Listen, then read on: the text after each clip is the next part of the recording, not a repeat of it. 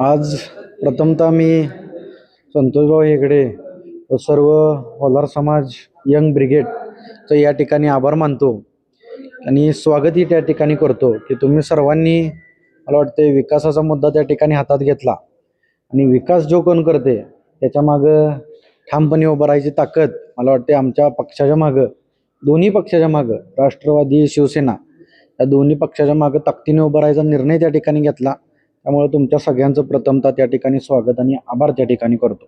नक्कीच जे भैयांनी अध्यक्षांनी जे काय आश्वासन तुमच्या समाजाला असू दे किंवा इतर कोणत्या गोष्टी तुम्हाला दिल्या असतील नक्कीच ते आम्ही पूर्णतेच्या पातळीवर नेण्याचा प्रामाणिक प्रयत्न त्या ठिकाणी करू आणि सर्व समाजाला, सर्व घटकांना त्या ठिकाणी सोबत घेऊन पुढे जाण्याचा निर्णय त्या ठिकाणी आम्ही केलेला आहे. सर्वांना जय शिवराय, जय भीम. आज होलार समाज यंग ब्रिगेडच्या वतीने पंचायत समिती गण तसेच झेडपी जिल्हा परिषद आटपाडी तालुक्यातील सर्व गण आणि जिल्हा परिषद गट जे काही शिवसेनेचे उमेदवार आहेत त्या शिवसेनेच्या सर्व उमेदवारांना आम्ही होलार समाज यंग ब्रिगेडच्या वतीने जाहीरपणे पाठिंबा देत आहोत. दिगंची गटामध्ये आपले पृथ्वीराज भैया पाटील असतील, त्याचबरोबर निंबोडे गटामध्ये आपल्या विद्याताई मोठे मॅडम असतील, इकडे विनायकराव मासाळ साहेब असतील आणि जयदीप भाई असतील. त्याचबरोबर आमचे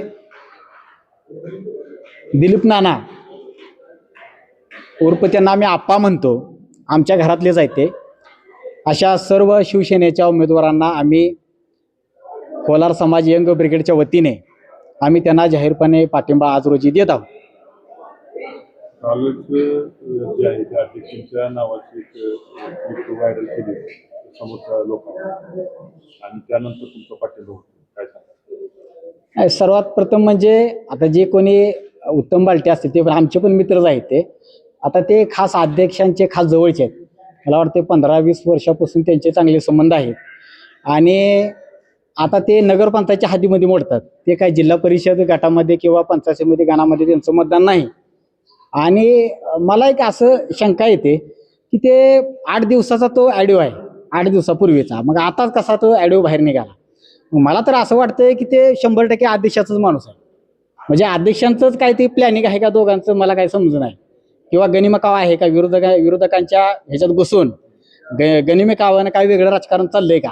आणि 100% उत्तम पालटे इलेक्शन झाल्यानंतर आदेशाजवळच येणार, कुठं जात नाहीत. त्याच्यामध्ये तो काय विषय महत्त्वाचा नाही. विषय काय महत्त्वाचा आहे, विकासाचा महत्त्वाचा आहे. आटपाडी तालुक्यामध्ये आपण बघतोय की जातीपातीचं राजकारण केलं जाते. हे संघवादी विचारधारेचं सरकार, भाजप सरकार आणि त्यांचे जे आमदार आहेत हे आटपाडी तालुक्यामध्ये जातीमध्ये फूट पाडून इथं माणसाची माती भडकवते. विकासाचा मुद्दा कुठं आहे, विकासावरती कोणी बोलत नाही. आणि सध्या जर आपण आटपाडी तालुक्यामध्ये बघितलं तर विकासाच्या बाबतीत अध्यक्षांचा कोण हात धरू शकत नाही. विकासाच्या बाबतीत आता तुम्ही बाकीचं ते धतिंगिरी किंवा स्टंटगिरीला धतिंगिरीला पडळकर साहेब 1 नंबरला आहे, त्यात आम्ही मान्य करतो. परंतु विकासाच्या बाबतीत अध्यक्ष 1 नंबरला आहेत. आणि त्यामुळे आम्ही असं ठरवलंय की विकासासोबत जायचं. जो कोणी जातीपातीचं राजकारण करतोय त्याच्यासोबत आम्ही जाणार नाही, कारण आम्ही फुले शाहू आंबेडकर विचारधारेची माणसं आहोत. आम्हाला महापुरुषांची विचारधारा महत्त्वाची आहे. आम्ही संघधारेच्या विचारसोबत कधी जाणार नाही. ती विचारधारा आम्हाला महत्त्वाची नाही असं एकंदरीत आम्हाला वाटतं.